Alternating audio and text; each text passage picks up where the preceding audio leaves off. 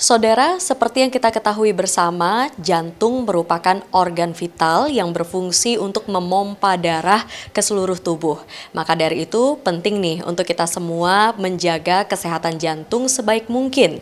Sebagai salah satu upaya kita untuk menjaga kesehatan jantung, kita juga perlu mengenali ciri-ciri jantung yang sehat itu seperti apa sih? Dan untuk membahasnya, saat ini saya sudah bersama dengan Dr. Niwayan Lena Agustini, M. Biomed SPJP. Beliau merupakan salah satu dokter spesialis jantung yang ada di Rumah Sakit Kasih Ibu. Langsung saja kita sapa-sapa. Selamat pagi dokter, apa kabar? Halo. Halo, selamat pagi. Kabar sehat ya dokter ya? Sehat, Sehat selalu, astungkara. Baik dokter, sebelum kita lebih jauh mengenali tentang ciri-ciri jantung yang sehat, mungkin ada pemirsa di rumah yang belum mengetahui penyakit jantung itu apa sih? Boleh dijelasin dulu ke pemirsa di rumah. Oke, penyakit jantung itu ada banyak sekali ya. Jadi yang paling banyak di antara semua penyakit jantung itu ada penyakit jantung koroner, gagal jantung, penyakit katup jantung, atau penyakit jantung akibat kondisi-kondisi lain seperti ada yang infeksi atau penyebab dari kelainan imun. Nah, di antara semua penyakit jantung itu yang paling banyak adalah penyakit jantung koroner dan gagal jantung. Oke baik, ternyata ada banyak. Kemudian yang paling banyak diderita oleh masyarakat itu penyakit jantung koroner seperti itu. Oke. Apa sih yang menjadi penyebab dari penyakit jantung koroner dan juga gagal jantung itu dokter? Penyakit jantung koroner itu disebabkan oleh adanya plak atau akumulasi dari lemak jahat di dalam dinding pembuluh darah jantung, atau kita sebut dengan adanya plak aterosklerosis yang menyebabkan pasien menderita penyakit jantung koroner. Kalau misalnya tidak diterapi dengan baik, itu bisa menyebabkan komplikasi, salah satunya juga gagal jantung. Lemak jahat ya tadi dokter sebutkan ya. Lemak jahat itu maksudnya seperti apa dok? Kalau menggunakan bahasa awamnya nih yang bisa dimengerti oleh masyarakat. Contohnya tuh kayak gimana? Oke, lemak jahat itu yang menyebabkan prekursor dari adanya plak itu adalah LDL kita bilang, atau kolesterol jahat bahasa awamnya. Nah, kolesterol jahat ini biasanya didapat dari makanan-makanan yang kayak lemak jenuh. Oke. Kalau faktor resiko yang semakin meningkatkan penyakit jantung itu terjadi pada masyarakat itu apa aja biasanya dokter? Kalau faktor resiko kita bagi menjadi dua ya, faktor resiko yang bisa dimodifikasi dan faktor resiko yang tidak bisa dimodifikasi. Kalau faktor resiko yang tidak bisa dimodifikasi artinya kita nggak bisa ngubah itu supaya kita nggak terkena penyakit jantung koroner, yaitu jenis kelamin, usia, atau ada riwayat penyakit jantung koroner di keluarga. Kemudian faktor risiko yang bisa kita modifikasi adalah pertama, kalau misalnya kita punya kondisi-kondisi penyakit metabolik yang menyebabkan kita gampang terkena penyakit jantung koroner seperti hipertensi, diabetes, kemudian kebiasaan merokok, obesitas atau kegemukan. Kalau misalnya kita sudah tahu kolesterol kita tinggi atau kita bilang dengan dislipidemi, itu adalah salah satu faktor risiko yang bisa kita modifikasi. Artinya bisa kita kendalikan supaya kita tidak jatuh ke penyakit jantung koroner. Ada yang bisa kita kendalikan, itu maksudnya adalah untuk gaya hidup kita begitu.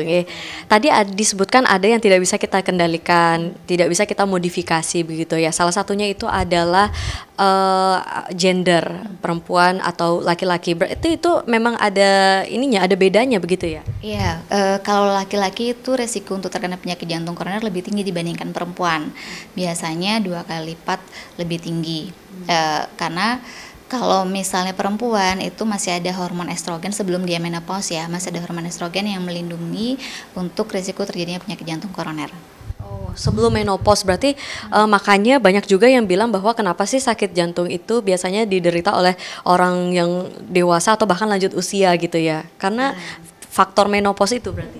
Ya, dulu memang kalau misalnya kita lihat di epidemiologi, penyakit jantung koroner itu serangan jantung lebih banyak terjadi pada usia lanjut. Cuman paradigmanya sekarang itu shifting ya, karena perubahan dari lifestyle atau pola hidup. Kadang pada laki-laki usia 30-an dia bisa kena serangan jantung. Faktor risikonya apa? Merokok. Dia nggak punya hipertensi, nggak punya diabetes, nggak punya kegemukan, tapi dia kena serangan jantung hanya gara-gara merokok. Jadi sekarang, dulu penyakit jantung koroner sering pada usia lanjut, sekarang bisa pada orang muda juga. Baik, berarti itu sebenarnya dimodifikasikan ya, antara yang tidak bisa dimodifikasikan dari gender tadi sama yang lifestyle itu ya. Jadi semuanya gabung jadi satu begitu ya. Baik, kalau untuk gejala yang bisa diperhatikan oleh masyarakat itu apa saja, dokter, berkaitan dengan penyakit jantung ini? Gejala utama atau yang sering dominan dari penyakit jantung secara umum ya adalah itu nyeri dada, sesak, berdebar. Itu adalah 3 gejala yang sering dikeluhkan oleh pasien dengan jantung. Oke. Nah, itu kalau nyeri dada, kemudian berdebar, sesak itu bisa langsung memeriksakan diri ke dokter berarti ya? Ya, banyak penyebab nyeri dada, sesak, dan juga berdebar. Tapi di antara penyebab nyeri dada itu harus kita eksekusi satu-satu penyebabnya apa. Contohnya misalnya pasien datang dengan keluhan nyeri dada. Keluhan nyeri dada tidak hanya disebabkan oleh jantung saja. Nyeri dada akibat jantung dia punya gejala khas, yaitu nyeri dada yang terasa berat seperti tertindih benda berat di dada tengah atau dada kiri, bisa disertai dengan keluhan lain seperti mual atau muntah, dan ada penjalaran. Penjalarannya itu bisa nyerinya sampai terasa sampai ke leher, ke lengan kiri, ke punggung, dan kadang bisa disertai juga dengan keringat dingin. Oh, berarti itu khasnya ya, tanda khas yang bisa diperhatikan oleh masyarakat seandainya nanti mengalami hal tersebut, langsung saja memeriksakan diri ke dokter seperti itu ya. Tentunya kalau di dokter atau di rumah sakit itu ada banyak pengobatan yang disediakan ya, metode pengobatan yang disediakan berkaitan dengan penyakit jantung itu sendiri. Nah, mungkin bisa dijelaskan juga ke pemirsa di rumah, biasanya untuk penyakit jantung apa saja sih metode pengobatan yang diaplikasikan ke masyarakat?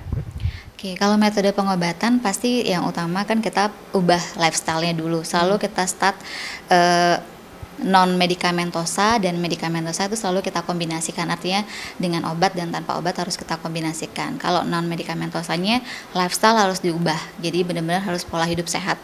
Kemudian kalau pengobatan, kalau dari obat-obatan ya tetap kita obati sesuai dengan diagnosis yang kita temukan dari penyakit jantung koroner, penyakit jantung itu. Untuk masalah tindakan itu ada banyak. Kalau misalnya dia memang penyakit jantung koroner, ada terbukti adanya sumbatan, bisa dilakukan tindakan kateterisasi jantung. Atau kalau istilah orang awamnya ya pasang ring kalau memang ada indikasi untuk pemasangan ring. Gitu. Berapa lama sih jalannya pengobatan itu, dokter? Apakah kalau misalnya orang itu sudah terdeteksi bahwa dia itu menderita penyakit jantung seumur hidup, dia harus menjalani pengobatan atau seperti apa? Kalau misalnya sudah terdiagnosis penyakit jantung, tergantung dari penyakit jantungnya penyakit jantung apa. Kalau misalnya dia memang sudah sampai misalnya nih contohnya penyakit jantung koroner, sudah ada plak, terbukti plak-plaknya lumayan besar sampai menyumbat, atau bahkan sampai terjadi komplikasi ke gagal jantung, mungkin dia akan mengkonsumsi obat long life atau sepanjang hidupnya. Tapi tetap dengan monitoring dari dokter jantung itu sendiri. Berarti check up terus ke dokter seperti itu ya. Baik, oke. Menuju ke pertanyaan-pertanyaan terakhir pemirsa di rumah ya, yaitu adalah untuk cara mencegah penyakit jantungnya. Seperti apa, dokter? Pola hidup sehat. Jadi semua berdasar dari lifestyle. Pola hidup sehat yang bisa kita kerjakan adalah kalau misalnya kita tahu kita punya faktor risiko untuk menderita penyakit jantung, misalnya dari riwayat keluarga, terus badan kita obesitas atau overweight ya, kita harus perbanyak olahraga, perbanyak makan buah dan sayur, perbanyak aktivitas fisik. Jadi jangan kebanyakan duduk atau sedentary lifestyle, pola makan. Yang penting hindari yang makanan cepat saji. Jadi biasanya yang dianjurkan adalah Mediterranean diet yang lebih banyak konsumsi buah dan sayurnya. Baik, terima kasih banyak Dokter Lena sudah berbagi bersama dengan. Oke, siap. Terima kasih sudah berbagi dengan pemirsa di rumah berkaitan dengan penyakit jantung umum yang biasanya diderita oleh masyarakat seperti itu ya. Tadi dokter juga sudah menyarankan untuk selalu menerapkan pola hidup sehat, tidak saja pada saat kita sudah terdiagnosis penyakit jantung ya, tapi sebelum itu juga wajib sekali kita untuk menerapkan pola hidup sehat. Permana Dewi, Sang Putu Aryase, Kompas TV, Denpasar, Bali.